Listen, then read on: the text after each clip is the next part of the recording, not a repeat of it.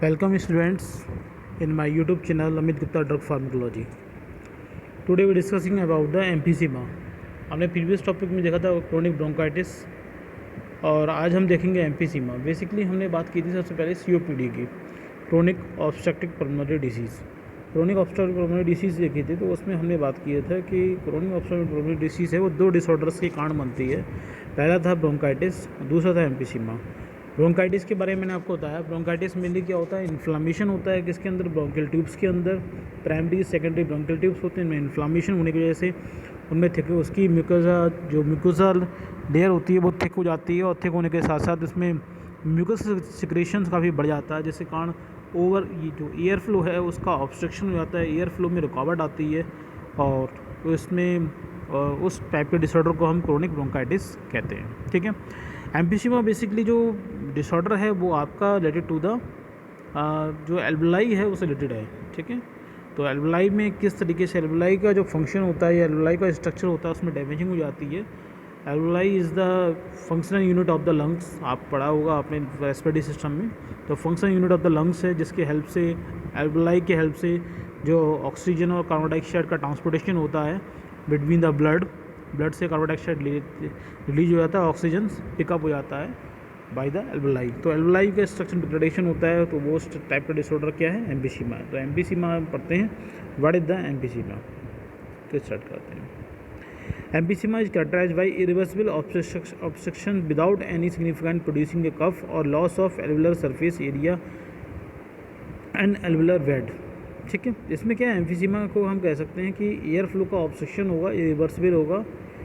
Irreversible obstruction है without any significant productive cough. कोई coughing नहीं हो रही है.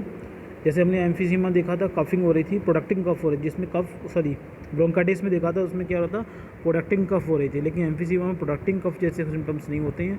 Loss of alveolar surface and alveolar bed. लेकिन क्या होता है, जो एल्वुलाई का जो सरफेस है और उसका सरफेस है उसमें कुछ लॉस होता है. उसकी जो सरफेस है उसकी जो मेम्ब्रेन एक्सटर्नल मेम्ब्रेन है उसमें लॉसेज होते हैं during the emphysema. In emphysema the loss of elastic recoil in the respirating unit in alveoli due to the loss of elastic tissue in their wall. अगर बात करें एम्फीसीमा में, basically जो आपके एल्वुलाई होती है, एल्वुलाई के बाहर एल्वुलाई की जो बेसिक स्ट्रक्चर होता है उसमें क्या होता है, इलास्टिन प्रोटीन नहीं होती, जिसकी वजह से एल्वुलाई के अंदर इलास्टिसिटी होती है. जैसे हम इंस्पिरेशन करते हैं तो एल्वुलाई क्या होते हैं, फूल जाते हैं. उनके अंदर क्या होता है, ऑक्सीजन हायर अमाउंट पहुंच जाती है. वहीं पर इनका क्या होता है, ब्लड जो वहाँ पर आ रहा होता है बाय पल्मोनरी वेन से, तो वहाँ पर कार्बन डाइऑक्साइड और ऑक्सीजन का ट्रांसपोर्टेशन हो जाता है. एल्वुलाई कार्बन डाइऑक्साइड पिकअप कर लेते हैं और ऑक्सीजन को दे देते हैं ब्लड के अंदर. तो ये जो आपका रिकॉलिंग कैपेसिटी है फूलना और पिचकना एल्वुलाई का, तो वो उसकी रिकॉलिंग कैपेसिटी है वो आपकी लॉस हो जाती है, क्योंकि इसमें क्या होता है, इलास्टिक टिश्यू जो होते हैं इसके बाल में वो टूट जाते हैं, वो डिग्रेड हो जाते हैं, जिससे कारण इलास्टिक प्रॉपर्टी चली जाती है ड्यूरिंग द एम्फीसीमा. तो इन एम्फीसीमा में loss of elastic recalling in the respiratory unit या एल्वुलाई की जो रिकॉलिंग है, मतलब फूलना और पिचकना, जैसे बैलून होता है, बैलून फूलता है, एयर फलते हैं और फिर वो बातें पिचक जाता है. तो इस टाइप की इलास्टिक प्रॉपर्टी होती है वो लॉस हो जाती है. क्यों लॉस हो जाती है, क्योंकि इलास्टिक टिश्यू उसके डैमेज हो जाते हैं. क्लिनिकल मैनिफेस्टेशन की बात करें, साइन और सिम्टम्स की बात करें तो क्या होता है कि emphysema air flow is decrease due to the obstruction of airways. Obstruction हो गया एयरवे में तो एयर फ्लो डिक्रीज हो जाएगा. और एक्सपायरेशन इज प्रोलॉन्ग. जब एक्सपायरेशन होता है वो प्रोलॉन्ग बढ़ जाता है.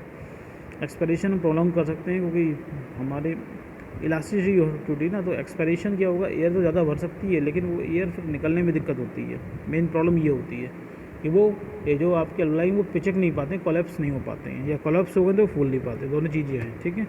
तो प्रोलॉन्ग हो जाता है and due to the reduce air flow जब एयर फ्लो काफ़ी कम हो गया है तो lung sound are decrease in intensity. जैसे अगर हम स्टेथोस्कोप लगाते हैं तो हमें जो रेस्पिरेशन के साउंड सुनाई देते हैं, तो अगर किसी को एम्फीसीमा है तो स्टेथोस्कोप लगाने पर, हम चेस्ट पे स्टेथोस्कोप लगाते हैं तो एयर फ्लो का जो साउंड है वो हमारी उसकी इंटेंसिटी हमें बहुत कम सुनाई देगी, क्योंकि एयर का फ्लो बहुत ज़्यादा कम हो गया है.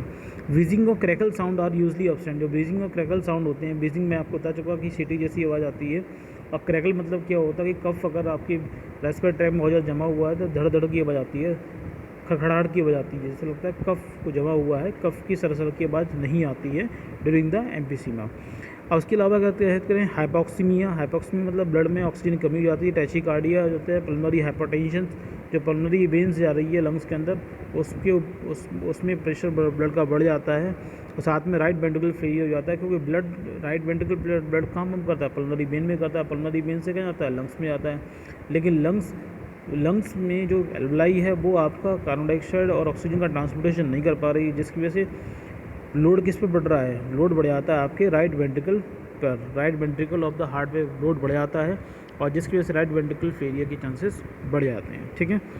Hyper inflation of lungs increase the arterio posterior diameter in the chest x-ray. अगर एक्सरे करें हम चेस्ट का, तो लंग्स का जो साइज होता है वो हमें एंटीरियर पोस्टीरियर डायमीटर होता है वो बड़ा हुआ दिखता है। हाइपर इन्फ्लेशन मतलब काफ़ी ज़्यादा लार्ज लंग्स हो जाते हैं, क्योंकि उसके अंदर जो एल्वलाई स्पेस है, एल्वलाई के अंदर जो स्पेस है वो काफ़ी बढ़ गया, वो मतलब इलास्टिक नहीं हो पाए, वो क्या होते हैं, लूज पड़ जाते हैं, बहुत ज़्यादा इलास्टिक हो गई है तो सिकुड़ पाएंगे नहीं, तो वो क्या है, एकदम फैले हुए होंगे, लार्ज साइज में होंगे, और लार्ज साइज में एल्वलाई के होने की वजह से क्या होता है, लंग्स का साइज भी काफ़ी बड़ा हुआ लगता है जब हम इसका एक्सरे करते हैं। तो hyper inflation of lungs increase the anterior posterior diameter दोनों डायमीटर हमें बड़े हुए लगते हैं जब हम चेस्ट का एक्सरे करते हैं उस पेशेंट का जिसको एम्फीसीमा है। Reduce the force of expiratory volume, vital volume of lungs.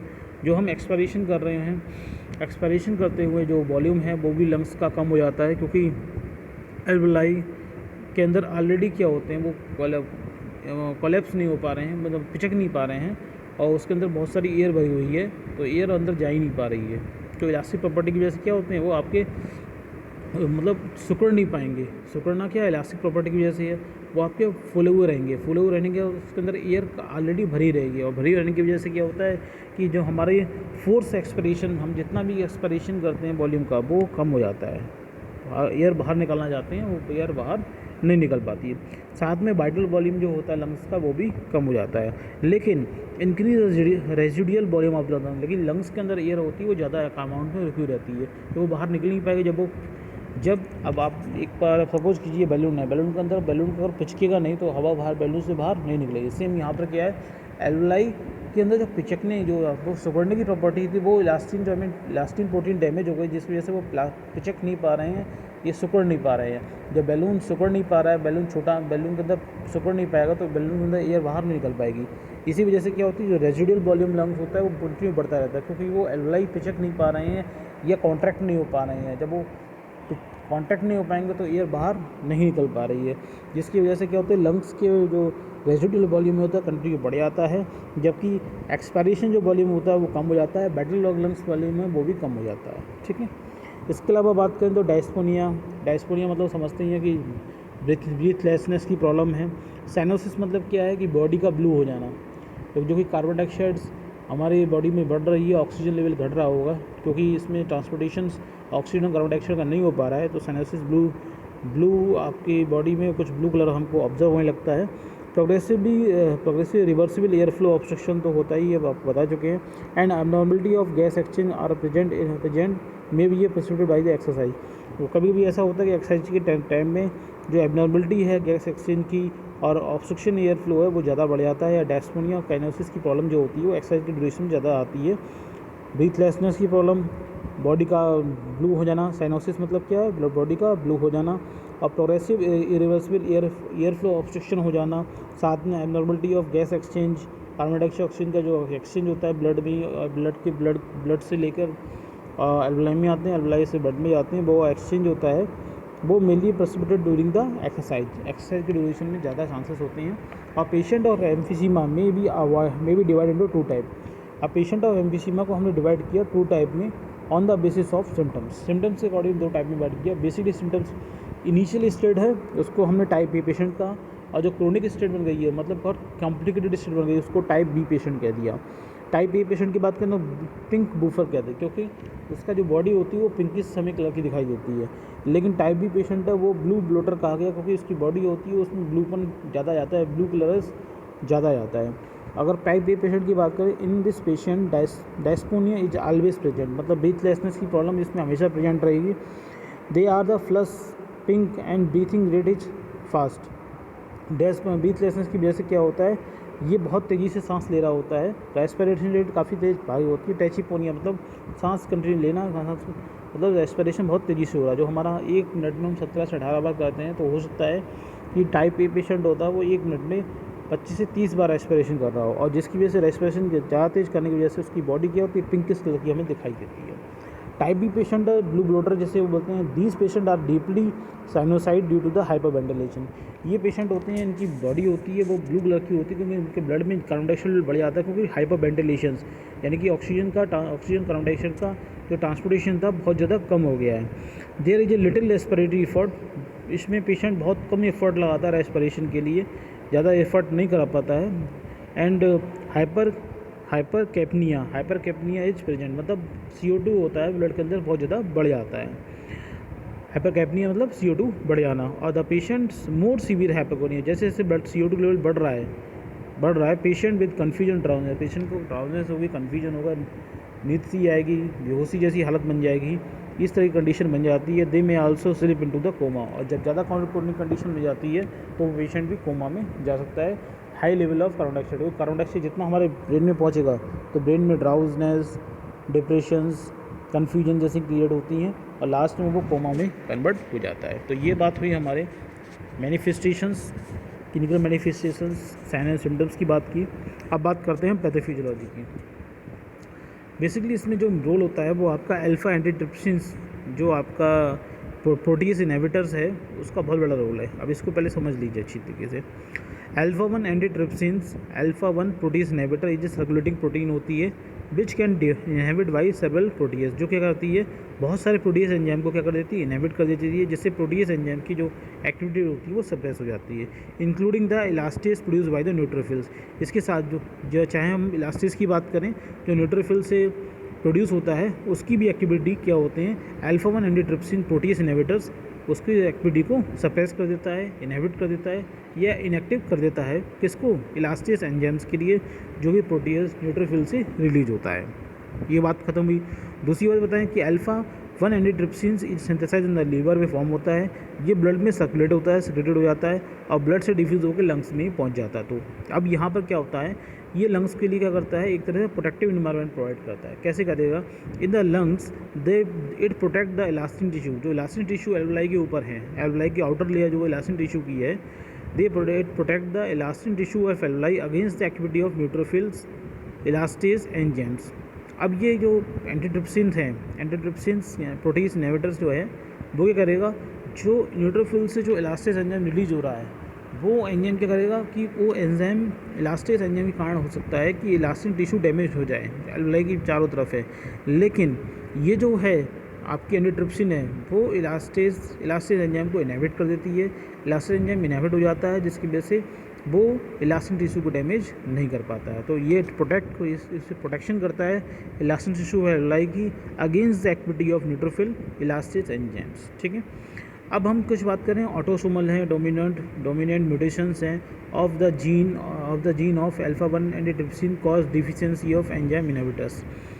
देखा गया है कि कुछ जो जिनके मतलब जेनेटिक कारण हैं, ऑटोसोमल या डोमिनेंट म्यूटेशंस के कारण क्या होता है, जो जीन है अल्फा 1 एंटीट्रिप्सिन का, उसमें डिफिशिएंसी हो जाती है, और जिसकी वजह से क्या होता है, ये एंजाइम इनहिबिटर्स, ये जो produce alpha 1 antitrypsin enzyme inhibitor है, उसकी सिंथेसिस कम हो जाएगी, उसकी डिफिशिएंसी हो जाती है, और डिफिशिएंसी हो जाने की वजह से क्या होता है, जो जेनेटिक कारण होता है उसमें 2% केसेस ऑफ एम्फीसीमा हो जाते हैं। क्यों, अब मान लीजिए अगर इनकी डिफिशिएंसी हो गई तो इलास्टिक एंजाइम्स ज़्यादा रिलीज होगा, और इलास्टिक एंजाइम क्या करेगा, वो इलास्टिक टिश्यू को ऑफ एल्वलाई को डैमेज कर देगा, और डैमेज करने के बाद इलास्टिसिटी होती है वो एल्वलाई के अंदर बिल्कुल लॉस हो जाती है, और जिसकी वजह से एम्फीसीमा बन जाता है। लेकिन ये केसेस जो होते हैं वो आपके जेनेटिक डिसऑर्डर के कारण वो 2% होते हैं मेजॉरिटी। ठीक है, अब बात करते हैं होता आगे क्या है, कि मेनली क्या है मैं आपको बताऊं, ये तो केसेस 2% है, लेकिन जो स्मोकिंग करते हैं, smoking is mainly responsible for the emphysema. अगर लॉन्ग टाइम में स्मोकिंग हो रही है तो वो एक लॉन्ग टाइम जो स्मोकिंग कर रहा है, बहुत चैन स्मोकर है, हो सकता है उसको लॉन्ग टाइम स्मोकिंग करने के बाद में एम्फीसीमा जैसी कंडीशन बन जाए। कैसे बनती है अब यहाँ पर देखिए, lack of deficiency of alpha 1 antitrypsin. अगर अल्फा 1 एंटीट्रिप्सिन की डिफिशिएंसी है, इसकी वजह से क्या हुआ, allow the neutrophils elastase enzyme to carry out the degradation of elastin. जिसकी वजह से अगर अल्फा 1 एंटीट्रिप्सिन की डिफिशिएंसी हो जाएगी, उस कंडीशन में क्या होगा, न्यूट्रोफिल्स के जो रिलीज करते हैं इलास्टेस एंजाइम के लिए, वो क्या करेंगे, इलास्टिन प्रोटीन को डिग्रेडेट करेंगे, तोड़ेंगे, ब्रेक डाउन करेंगे इलास्टिन प्रोटीन के लिए, which is crucial component of elastic tissue found in the terminal respiratory alveoli. Respiratory alveoli का जो आउटर स्ट्रक्चर है वो किसका बना हुआ है, इलास्टिन का बना हुआ है। अगर वो डैमेज हो जाएगा, इलास्टिन डैमेज हो जाएगी तो एलुलाई में इस इलास्टिसिटी होती है वो खो जाती है। ठीक है, तो कब, जब डिफिशिएंसी हो अल्फा 1 ट्रिप्सिन की। अब यही अल्फा 1 ट्रिप्सिन की जब डिफिशिएंसी होगी तो उसके कारण मेनली क्या हुआ, एम्फीसीमा होता है। तो इस तरह ही क्लियर हो गया कि अल्फा 1 एंटीट्रिप्सिन अगर हमारी बॉडी में प्रॉपर तरीके से बन रहा है तो वो एलुलाई को प्रोटेक्ट करेगा, एलुलाई की जो आउटर लेयर है, इलास्टिन प्रोटीन की लेयर है, वो डैमेज नहीं होगी। लेकिन अगर अल्फा 1 एंटीट्रिप्सिन प्रोटीज इनहिबिटर की कमी हुई, डिफिशिएंसी हुई, उस कंडीशन में क्या होगा कि जो इलास्टिन लेयर है, आउटर सरफेस ऑफ एलुलाई, वो आपकी डैमेज हो जाएगी। और डैमेज होने के कारण क्या होता है, जो इलास्टिक प्रॉपर्टी होती है, इलास्टिसिटी प्रॉपर्टी होती है एलुलाई की खो जाएगी, लॉस हो जाएगी, जिसकी वजह से एम्फीसीमा बन जाएगा। तो पहला तो क्लियर हो गया कि इसकी डिफिशिएंसी की वजह से एम्फीसीमा होने के चांसेस हैं या हो जाता है। लेकिन आगे देखते हैं ये स्मोकिंग से कैसे रिलेटेड है। This cause enlargement of air space, जिसकी वजह से क्या होता है, एयर स्पेस बढ़ जाएगा, नॉर्मली होता है एलुलाई का शेप बढ़ जाता है due to the degradation of separating wall between the alveoli. जो एलुलाई की सेपरेटिंग बाल थी, जो इलास्टिन प्रोटीन की बनी थी, वो टूट गई है, ब्रेकडाउन हो गई है, जिसकी वजह से एलुलाई का स्पेस, एयर स्पेस है, वो लार्ज हो गया है, एलुलाई का शेप बढ़ गया है, उसके अंदर एयर ज़्यादा प्रेजेंट है। Loss of elastic tissue from the wall of respiratory bronchioles and alveoli cause them to collapse and close early during expirations. अगर एक्सपायरेशन कंडीशन है, एक्सपायरेशन ईयर बाहर निकालने हैं, उस कंडीशन में क्या होता है कि जो इलास्टिक टिश्यू होते हैं वो लॉस हो गए हैं, तो उस कंडीशन में एलुलाई है या ब्रोंक्यूल है, वो क्या होते हैं, कोलैप्स हो जाएंगे during the expiration condition. Expiration condition के टाइम ही ये डैमेजिंग हुई है। तो अब बात करते हैं स्मोकिंग की वजह से कैसे होता है। Smoking cause inflammation of alveoli. Smoking अगर कोई कंटिन्यू कर रहा है तो इन्फ्लामेशन ऑफ एलुलाई तो होगा, और रेस्पिरेटरी ब्रोंकियल भी होगा। इन्फ्लामेशन होता है, मैंने आपको बताया है, क्योंकि सीलिया डैमेज होंगे, सीलिया डैमेज होने की वजह से जब सेल डैमेज होने से होती हैं तो इन्फ्लामेटरी प्रोसेस स्टार्ट हो जाती है। क्योंकि स्मोकिंग कर रहे हैं उसमें स्मोक है, जो धुआं है, वो एक एलर्जिक का काम करता है, एक इन्फ्लेमेटरी एजेंट का काम करता है।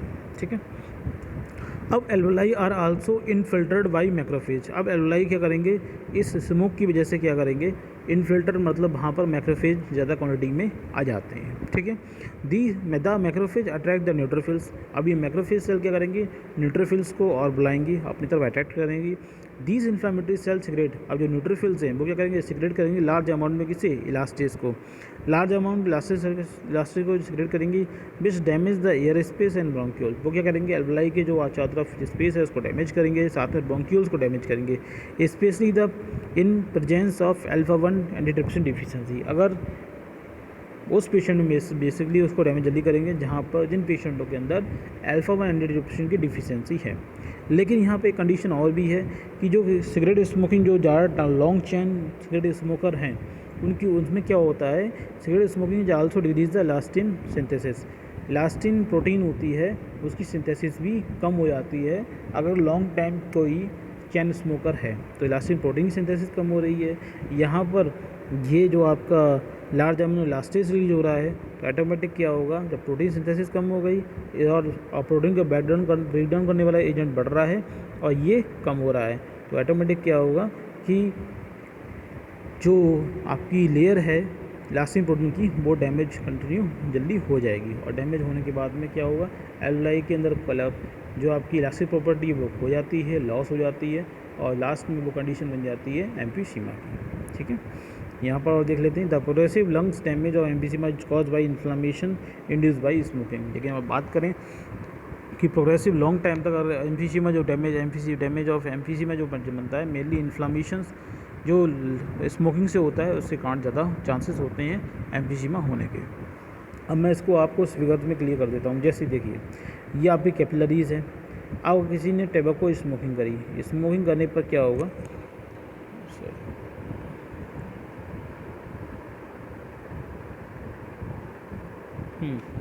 अब टबैको स्मोकिंग करी किसी ने कही, स्मोकिंग करने पे क्या होगा कि ये क्या करें, निकोटीन रिलीज़ करेंगे और साथ में रिएक्टिव ऑक्सीजन स्पीसीज़, ये दोनों रिलीज करेंगे। इन दोनों रिलीज करने की वजह से क्या होता है, इन्फ्लामेटन हुआ, इन्फ्लामेशन की वजह से न्यूट्रोफिल्स का काउंट बढ़ जाएगा।